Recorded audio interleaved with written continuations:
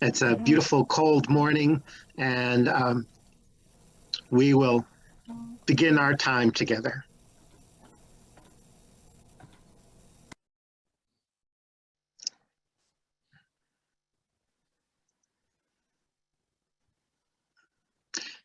Again, good morning, everyone.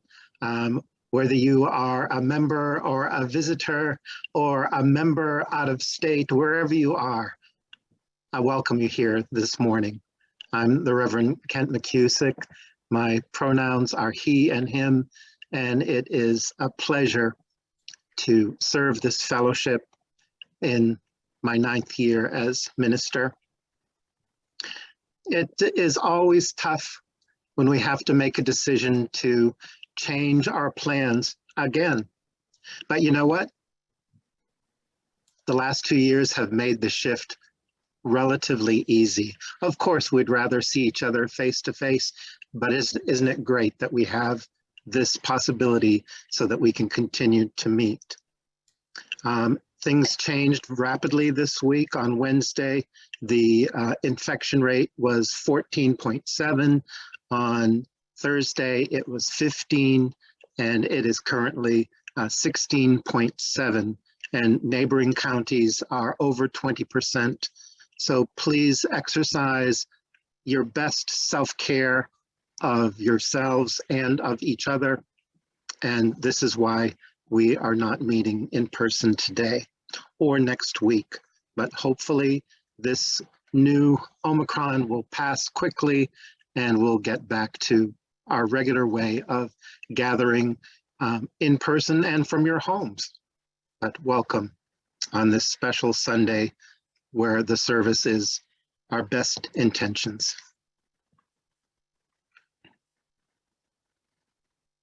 Each week, we begin our service with the ringing of our chime 3 times.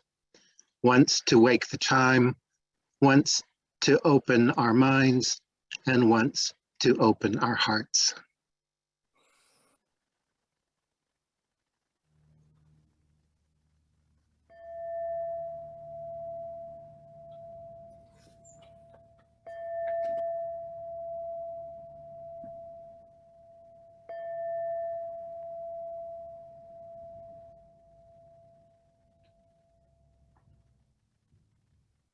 In the world of the driven, let us be drawn in. Let your love be a given, let us be drawn in.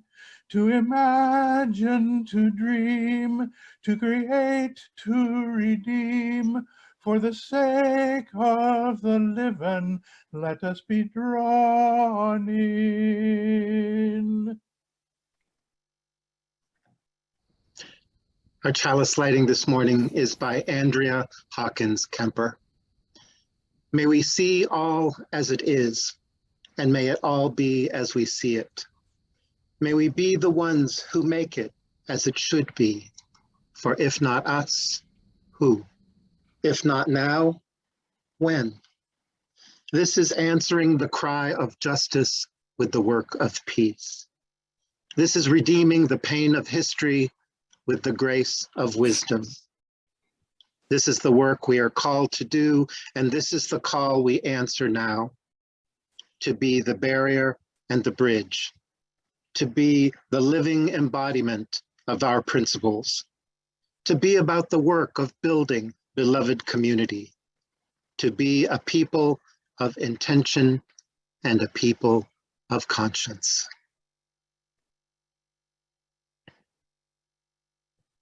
Our opening song this morning is number 1074 from the Teal hymnal, Turn the World Around, as sung by Michael Tacey.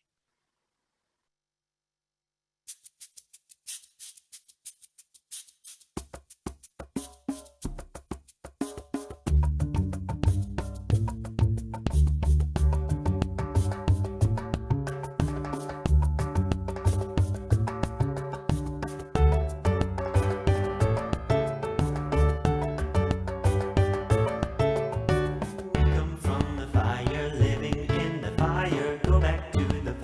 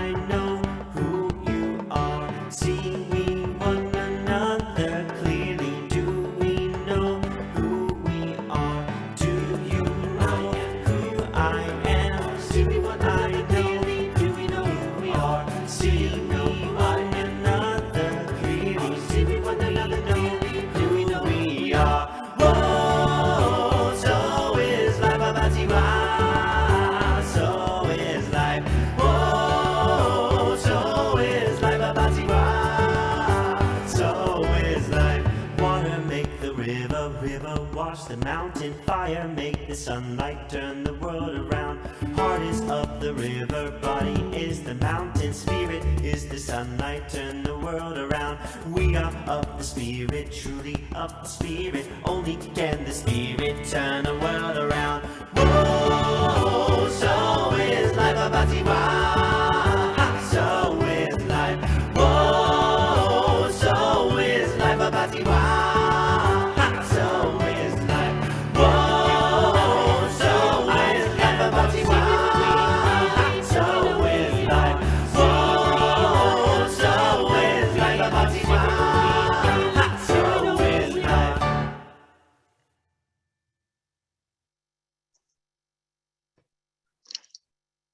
What a great way to start the day. Awake, alive, recovering my voice. It's good to be with you. Our time for all ages this morning is one by the Reverend Christopher Buice. It's the story of Higgins, A Drop with a Dream, as told by Reverend Sean and Gretchen from Foothills Unitarian in Fort Collins, Colorado. Higgins was no ordinary drop of water.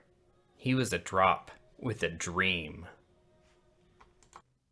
Higgins lived high up in the mountains on the leaf of a scrub oak. All around him were vast mountain ranges, pine trees, and blue, blue sky above, as far as the eye could see. He was far away from the ocean, and he wasn't even sure what the ocean was, but he felt the ocean calling to him.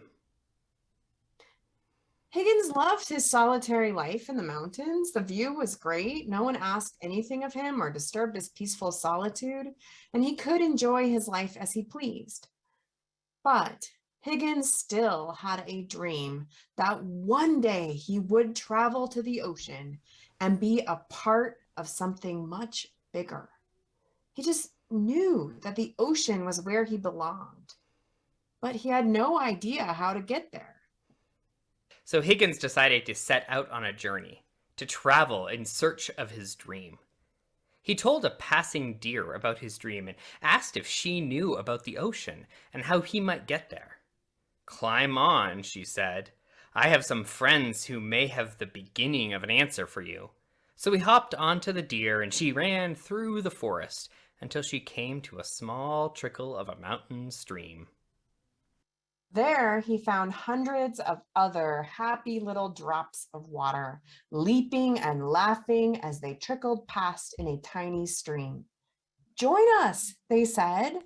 "We are having a party in here." And even though Higgins was happy on his own, he decided to join them. He jumped in and he immediately felt the joy of being with friends. He no longer felt alone.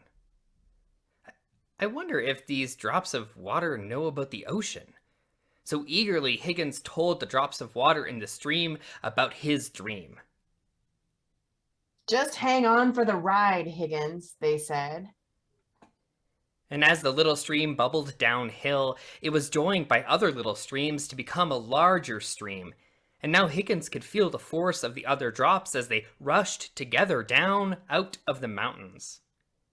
Higgins was bumped and bustled as he and the other drops rushed along, and sometimes he wanted to go his own way, but he was held and supported by all of the other drops. When he felt like he might be tossed or dashed up on the shore, the other drops held him and wouldn't let him go. Eventually, this bigger rushing stream joined others to form a small river that rushed through canyons as it made its way out of the mountains. This river grew and grew and grew as more and more streams emptied into it, and Higgins could feel himself as a part of something much larger and stronger. By this point, Higgins had got a sense of the journey, so he just started to relax. And he floated in the river as it grew and grew, continuing its journey out onto the plains. The river kept on growing, becoming deeper and stronger, and Higgins could feel himself held by all the millions of companion drops as they floated together.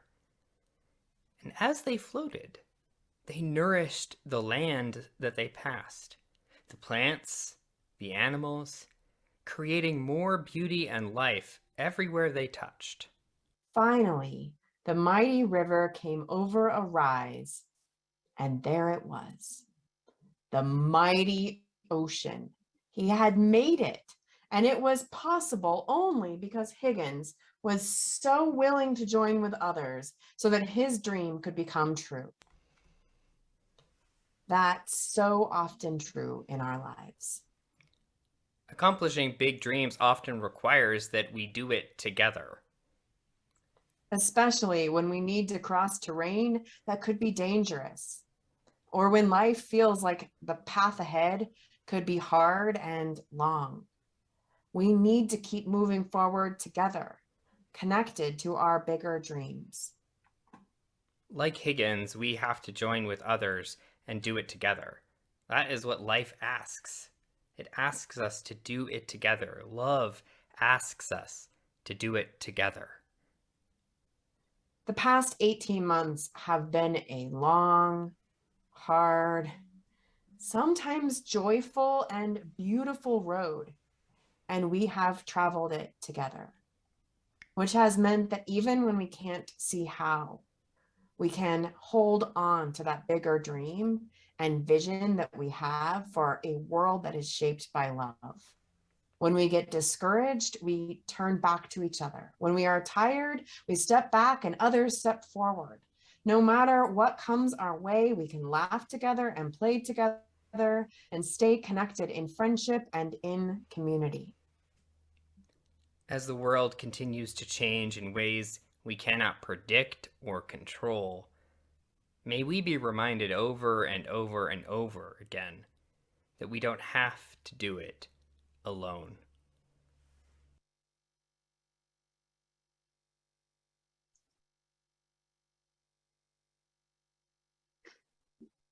This month, the offertory recipient is the Mid-Iowa Community Action, MICA Food Pantry. MICA is a nonprofit organization serving children and families living in poverty in central Iowa. MICA is part of a national community action network that helps low-income people achieve self-sufficiency through better jobs, stable housing and food, and early childhood education. You can learn more about MICA by going to their website, micaonline.org, and to give your gift to support the work of this important institution, especially during these winter months. At the end of the service, please go to uufames.org, find the Giving tab, and we will gladly receive your gift in support of helping people, changing lives, and building communities. Thank you for your generosity.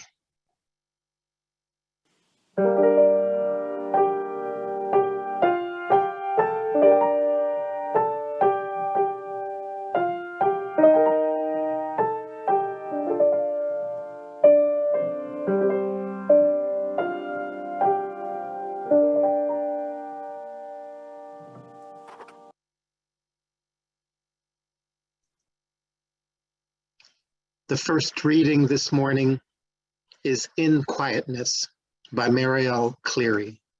Our reader is Jan Cook.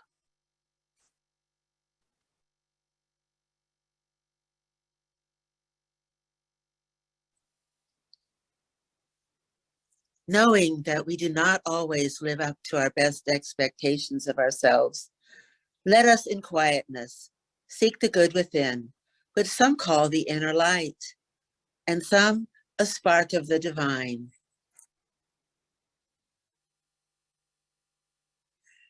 Knowing that we live in a society which falls short of the ideal, let us in quietness resolve to do one thing this week to aid those suffering from want and injustice.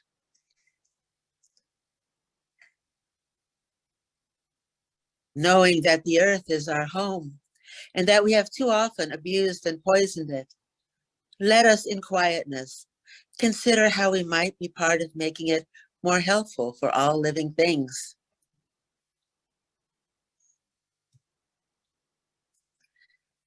Knowing that each of us has some sorrow or anxiety hidden within, let us consider in quietness how we may reach out to one another with our smiles, our hand clasps, and our encouraging words.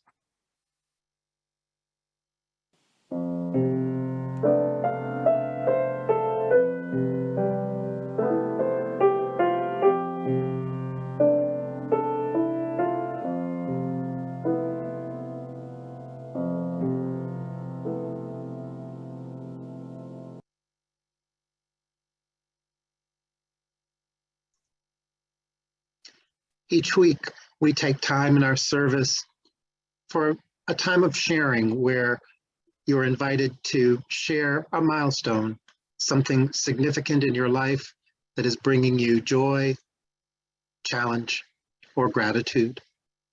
As I open the room to sharing, please let us know that you have, remember to unmute, introduce yourself, share your milestone, and let us know when you're done.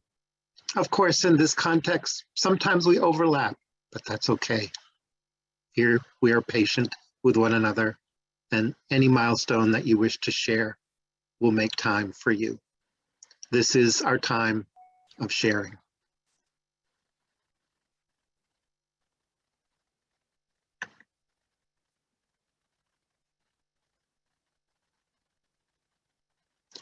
Karen, if you have your hand up, please go ahead.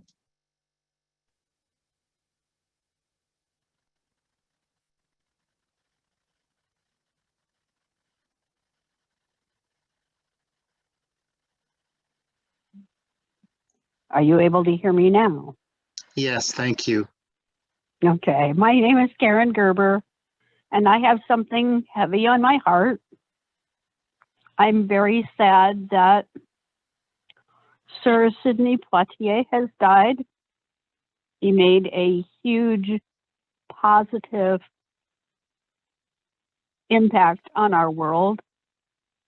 He was more than just an actor. He was very much a worker for peace and a worker for civil rights. And he was an important person to me in a lot of ways. He gave me a lot of hope. To me, I'm being loudly called to do more. We have a big, big set of footprints to fill. Thank you for listening. Bye. Hello, this is Jan Cook, and I have a joy to share. A couple of months ago, I shared that my sister had been diagnosed with cancer. Her surgery, she came through her surgery just fine. She had three treatments of radiation. That's all. And her prognosis is very, very good. So I'm very happy. And I'm done. Christopher, you had your hand up. Please go ahead. Can you hear me all right? Yes. I'd just like to share a moment of joy. Back in September, two very dear friends of ours were in a difficult situation in another state, and they were able to stay with us for some weeks, and this week they finally were able to get a new apartment in Ames, and they're both now employed, and I am so proud of the work that they've done, and it's been it's just something that's brought a lot of joy to us to see these two people back in the community, number one, and number two, to see them having their own place and their own happiness here in Ames. Thank you. I'm done. Stesha and Matt, go ahead, please. Hi, everyone. This is Stasha in Oklahoma City. And I have a a prayer request to share. One of my dear friends, her name is Karen Phoenix, and she has been diagnosed with breast cancer, and she is going in this coming week for a double mastectomy, and then will have also reconstructive surgery. She herself is extremely optimistic about the prognosis for healing from this, and I simply want to put all the possible healing energy out to the universe for everything to go as smoothly as possible. And she's a college professor out in Washington State, and thankfully has a really strong community around her, much like what you all have in Ames as well. So thank you. I'm done. Just real Oh, quickly, sorry. that's okay. Real quickly for me, I am starting my second quarter of divinity school tomorrow. So things are heating back up, and in good and challenging ways. And I'm always really grateful to work through divinity school in the context of the fellowship. And so thank you so much once again. And Mitakia Yasin, I'm finished.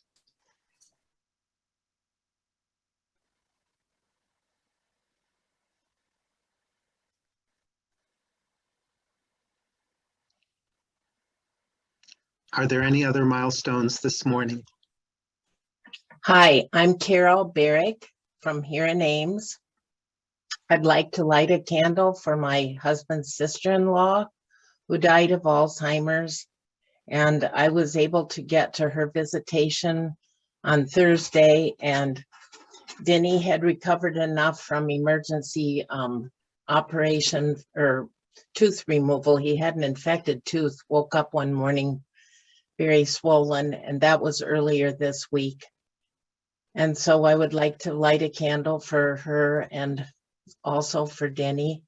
And so yesterday he was able to get down to the funeral, Friday, I guess. And also I would like to light a candle for my youngest daughter, who has been accepted to get her master's degree in social work. And that's it. Thank you.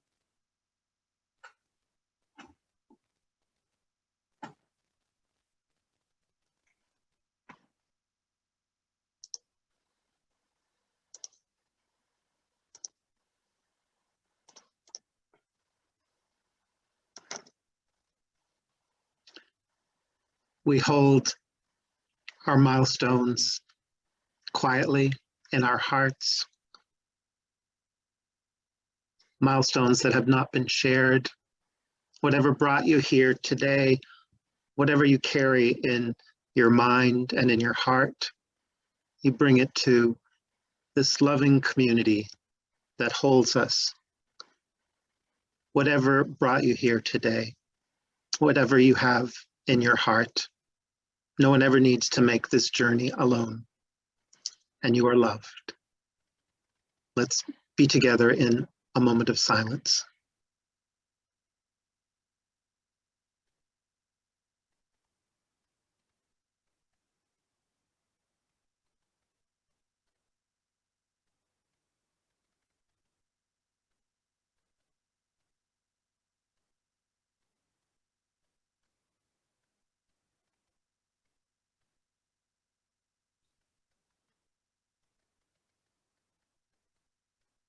It is good to be together.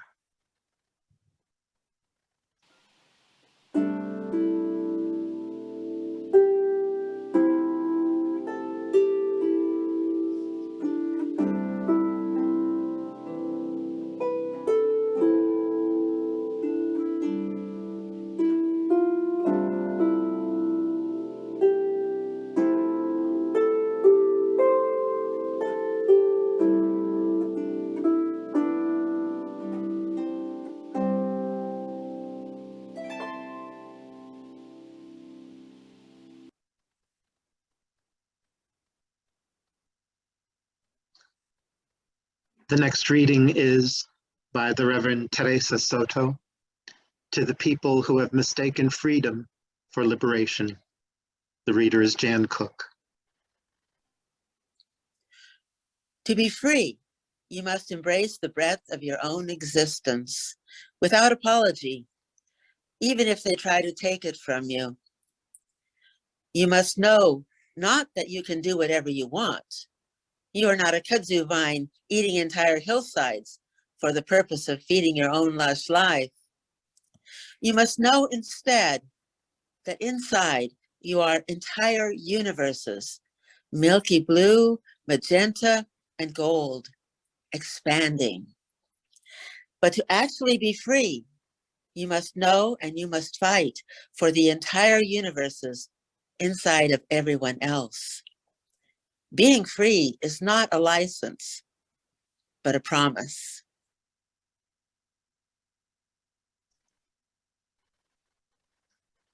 This is Wind of Change by Leah Morris. Hear the wind of change. Hear the wind of change. Hear the wind of change. Hear the wind of change. You can feel the wind of change. The healing wind of change. We can see the wind of change. We can be the wind of change.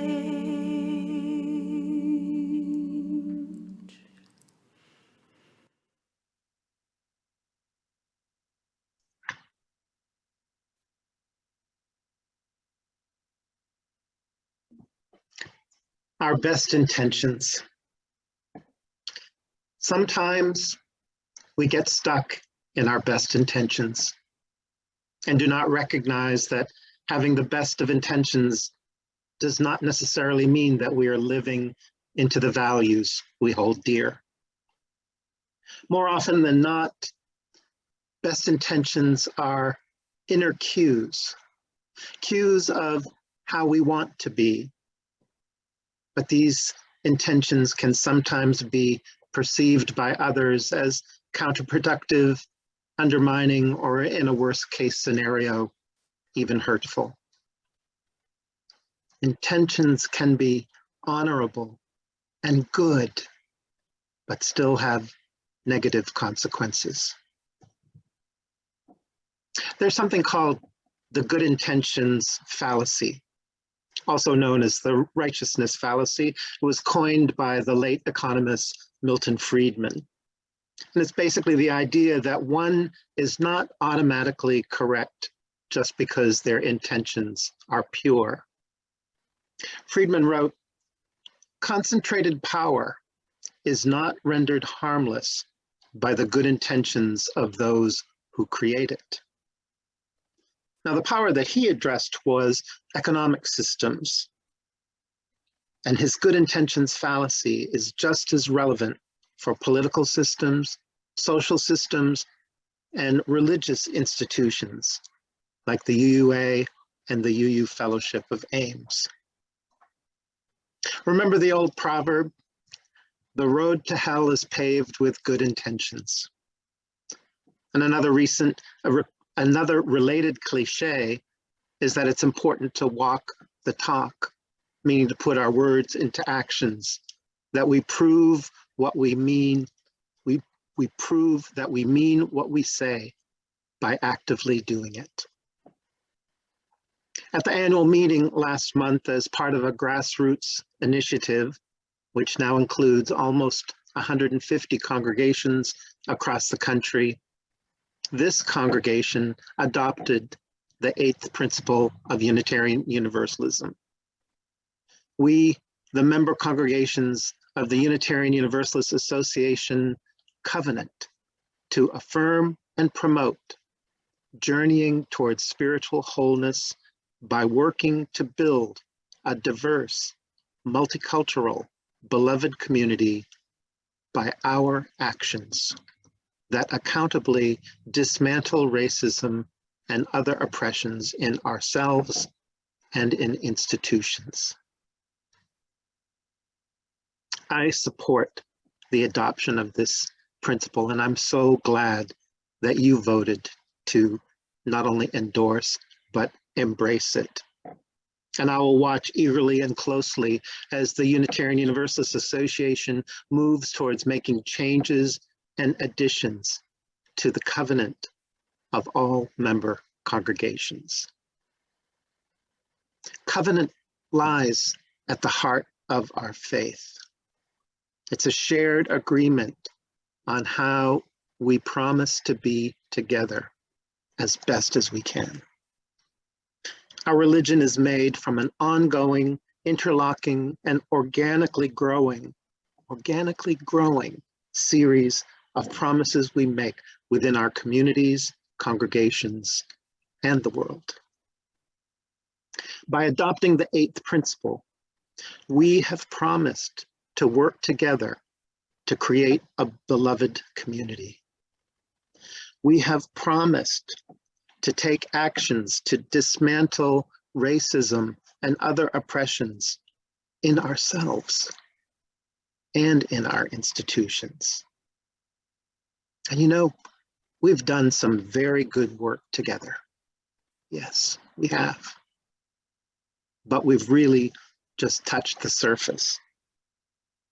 And the 8th principle is calling us to more action. Our best intentions are that we will do the inner work required to overcome our unconscious and embodied ways of being that are experienced by others as oppressive and hurtful. So often we don't even see or perceive the microaggressions that we bring into the room with us. We do want to turn the world around. We do want to live in a world where everyone has the same access to freedom, equality, and justice. These are honorable, ethical, and visionary intentions and dreams that we share. But we need to remember that our best intentions are simply not enough. Clinical psychologist Tobias Schultz writes, "It seems that the good intentions may give some a sense of having fulfilled their aim already, thus preventing them from moving to action. Like the good intention to ourselves to stop some bad habit of ours. Paradoxically, the more honest the intention meant at the time, the more problematic it may turn out to be." Now, please understand, we're early into this promise, and I don't see our intentions at this time as being problematic. But when our intentions do become problematic, it is generally the result of habitual and routine thinking and behavior. We have the capacity to change our habits as individuals and as a fellowship. In his book, The Power of Habit, Charles Duhigg offers compelling and often entertaining thoughts on why habits exist and how they can be changed. He suggests that we are unable to eradicate habits, but we can replace them by changing our routine. Now, I know that we can change our routines successfully.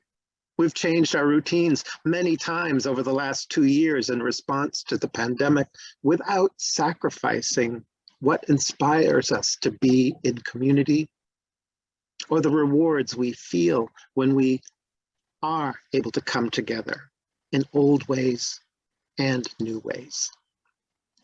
We maintain our desire to be together and has successfully navigated a huge change of routine in a way that satisfied our need to be part of a caring, transformative community.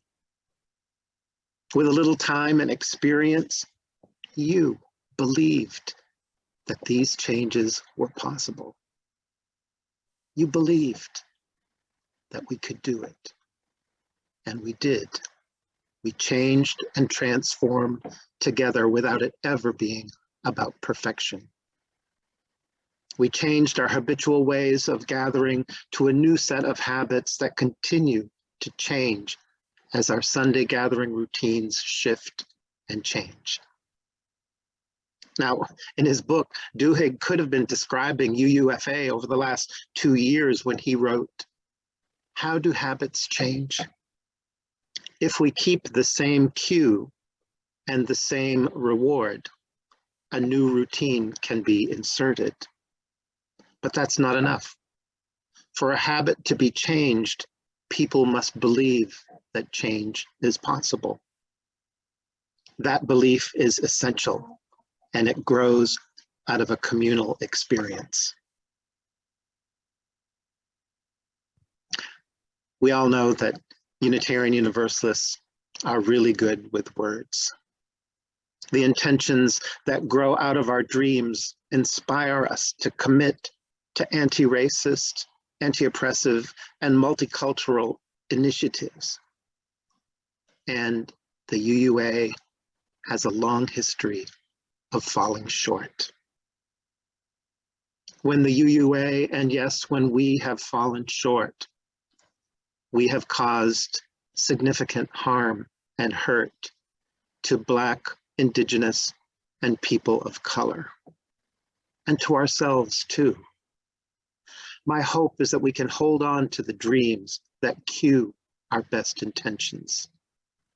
In order to have a satisfying outcome that increases freedom, equality, and justice for everyone, we must change our routine, change our habits as a faith tradition and as a fellowship. Now, most ministers preach to themselves. And today, I am preaching to you and to myself too. I and we have sometimes fallen short of our best intentions. I have reacted strongly to any suggestion that I am a racist. This is a signal that I'm still wrestling with the concepts of white privilege and white fragility.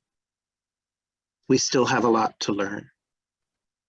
I am committed to holding on to the cue that I want to contribute to transforming the world to a world of justice, equality, and compassion for everyone. My hoped for reward is that I know, as Teresa Soto writes, that inside me I am entire universes, but that I must know and fight for the entire universes inside of everyone else. I and we need to move beyond personal discomfort in the face of the truth of the long histories of racial pain, suffering, and death. We must understand and interrupt that narrative.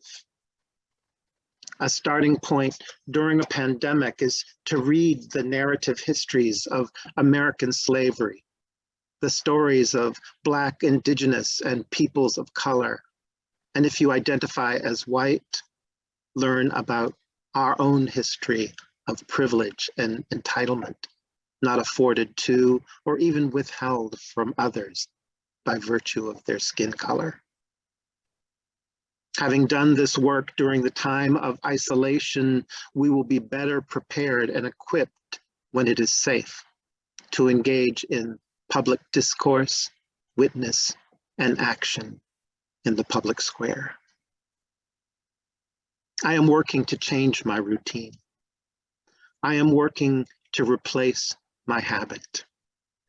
Instead of reading poetry as my primary daily spiritual practice, I am committed to reading books like Caste, How to Be an Anti-Racist, Breathe, Centering, The Fire This Time, A Fire You Can't Put Out, The Civil Rights Life of Birmingham's Reverend Fred Southworth, White Fragility, or Nice Racism.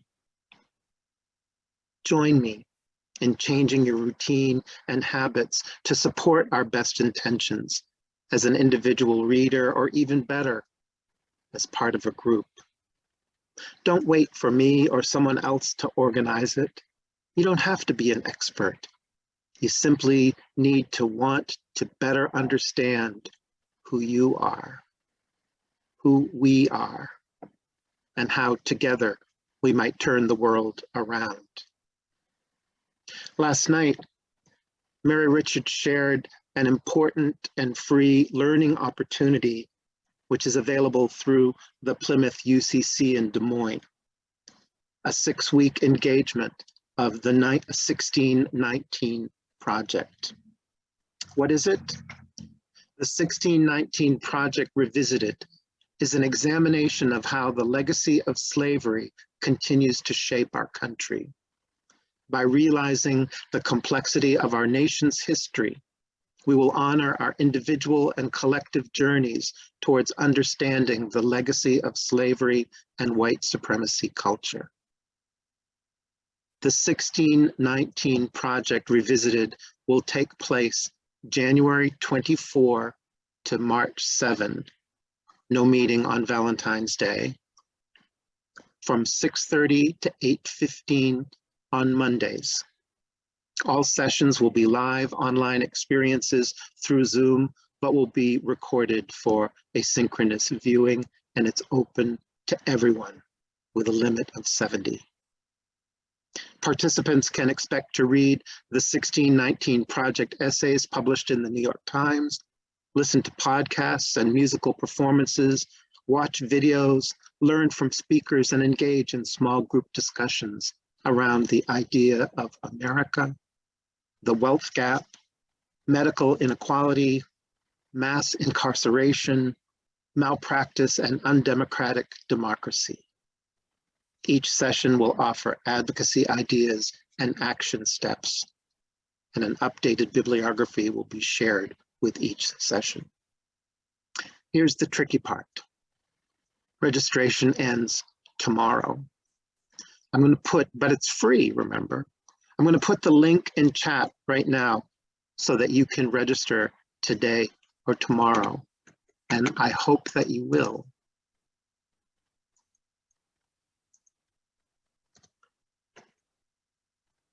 It's there for you now.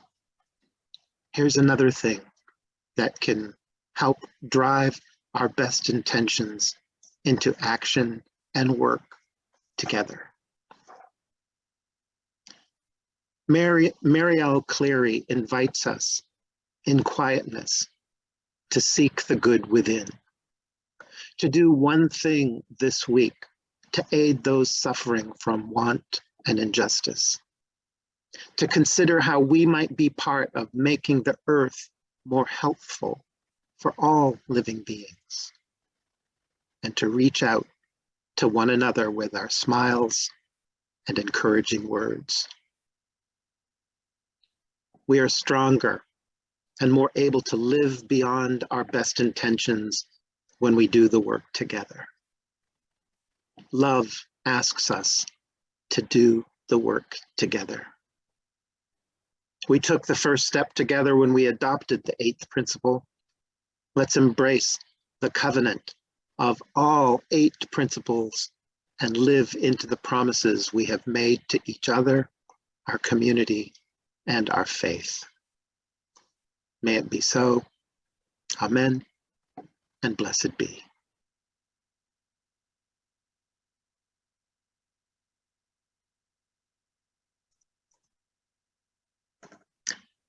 The closing song today is Words on the Wall by Rosemary Harris.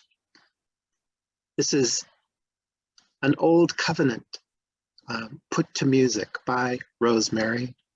And it's a lovely piece that reminds us that while we don't have doctrine, doctrine has been replaced with love.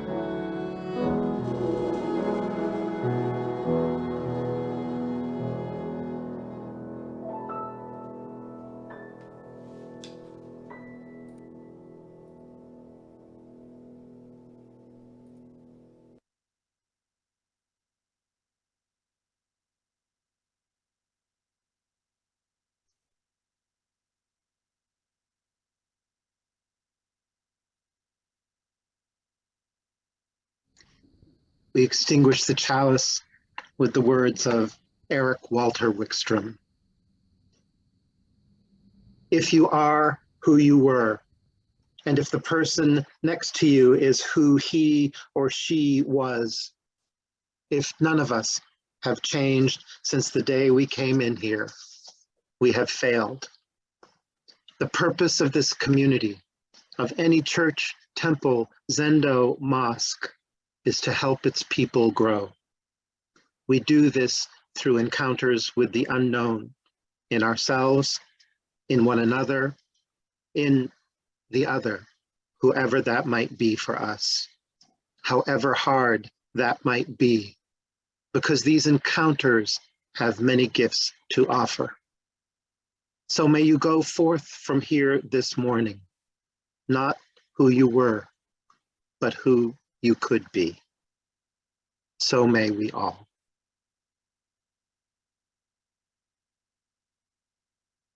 This morning, we continue to celebrate 75 years of the Unitarian Universalist Fellowship of Ames with a message from our Minister Emeritus, the Reverend Brian Esslinger. I'm Brian Esslinger. I was the Fellowship's Minister for 13 years, starting in 1997.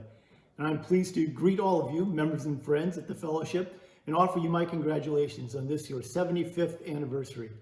It's hard for me to believe that it was the year after your 50th anniversary celebration that I became your second minister, following Sidney Morris, who blazed the trails as your first minister, and the excellent interim work of Carol Hepikoski. During the time that my wife Lisa, son Thomas, and I called the Fellowship home, we all grew in so many ways. The Fellowship became even more visible in the larger community, helping to start Good Neighbor Emergency Assistance Cooperative and the Healthy Food Voucher Program, as well as being one of the first congregations to sign up for AMOS, a Mid-Iowa organizing strategy. I was encouraged to also take an active role in the community, which included serving on a number of boards and taking leadership roles in the district. The leadership at the Fellowship also supported my taking up teaching at Iowa State. For many years, I would teach my 8 a.m. class in world religions and be back in my Fellowship office by 9, or shortly thereafter. Who would have thought that teaching would become my next ministry, all thanks to the vision of the Fellowship. But it wasn't just reaching out, we also developed internally. Early on, we went through the process of becoming a welcoming congregation, which may have contributed to many of us being active in the movement to secure marriage equality in Iowa. We tried small group ministry, but I think we found potlucks were our favorite way of gathering. We did a lot of good celebrating. Our annual solstice parties, the holiday revels, along with Easter and Thanksgiving meals that all brought people together around the table. One role the Fellowship played in Ames was as a safe place for so many youth. I really enjoyed my chance to work with your young people, whether it was storytelling during the summer program, helping with the Christmas Eve plays, or taking our coming of age groups to Boston. For these past 75 years, the Fellowship has been a place of comfort and challenge, where people of differing ideas come together and learn to create community. It isn't always easy, but hopefully in the end, we find ways to help each other become more fully human and to help the world become a better place. So here's to the next 75 years of the Fellowship's continued role as a beacon of liberal religion in Ames, Iowa. Thank you.